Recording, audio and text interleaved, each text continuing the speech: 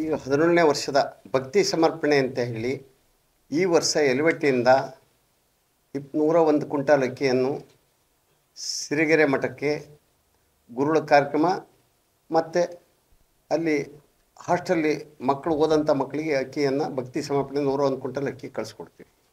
ಆ 101 ಕ್ವಿಂಟಾಲ್ ಅಕ್ಕಿ 17ನೇ ವರ್ಷ ಸ್ಟಾರ್ಟಿಂಗು ಹರಮಠನಿಂದ 2ನೇ ವರ್ಷ 2 ವರ್ಷ ಸ್ಟಾರ್ಟ್ ಮಾಡಿದ್ವಿ. ಬರಗಾಲ ಇತ್ತು ಅವಾಗ ಶುರು ಮಾಡಿದವರು 6-7ರಿಂದ ಊರುಗಳ ಹೆಸರು ಹೇಳ್ತಾ ಬರೋದಂದ್ರೆ ಹೇಳ್ತೀನಿ. 6-7ಕ್ಕೆ ಹರಮಠ 2 ವರ್ಷ ಮಾಡಿದರು ಹರಮಠದವರು.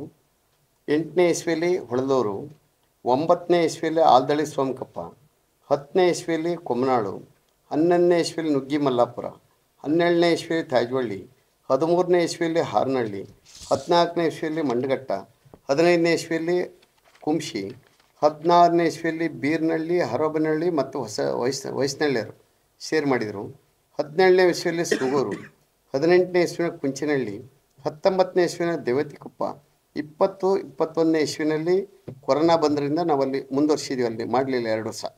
22ನೇ ಇಸ್ವಿನ ಹಡನಹಳ್ಳಿ, 23ನೇ ವರ್ಷಕ್ಕೆ ಬಂದಿ ಚಟ್ನಳ್ಳಿ, 24ನೇ ಇಸ್ವಿ ಯಲವಟ್ಟಿಯಲ್ಲಿ ಈ ವರ್ಷ ಮಾಡಿದ್ವಿ. ಮುಂದಿನ ವರ್ಷದ್ದು ಅಲ್ಲೇ ಈಗಾಗಲೇ ಮಡಕೆ ಚೀಲೂರವರು ಮುಂದಿನ ವರ್ಷದ ಭಕ್ತಿ ಸಮರ್ಪಣೆ ಮಾಡಲಿಕ್ಕೆ ಊರಿನ ಗ್ರಾಮಸ್ಥರು ಒಪ್ಪಿಗೆಯನ್ನು ಕೊಟ್ಟಾರೆ. ಸಿರಿಗೆರೆ ಗುರುಗಳು 8ನೇ ತಾರೀಕು ಬಂದ ದಿವಸ ಅವರು ನಮ್ಮೂರಿಗೆ ಕಾರ್ಯಕ್ರಮ ನಡೆಸ್ಕೊಡ್ಲಿಕ್ಕೆ ಭಿನ್ನ ಹಾಕಲಿಕ್ಕೆ 8ನೇ ತಾರೀಕು ಅಲ್ಲೇ ವೇದಿಕೆ ಮೇಲೆ ಅವರು ಬಂದು ಭಿನ್ನ ಹಾಕ್ತಿದ್ದಾರೆ. ಆ ಊರಿನ ಕಾರ್ಯಕ್ರಮ, ಊಟದ ವ್ಯವಸ್ಥೆ, ಅಲ್ಲಿ ಶಾಮಿನ ಖರ್ಚೆಲ್ಲ ಆ ಊರವ್ರು ಮಾಡ್ಕೊಳ್ತಾರೆ.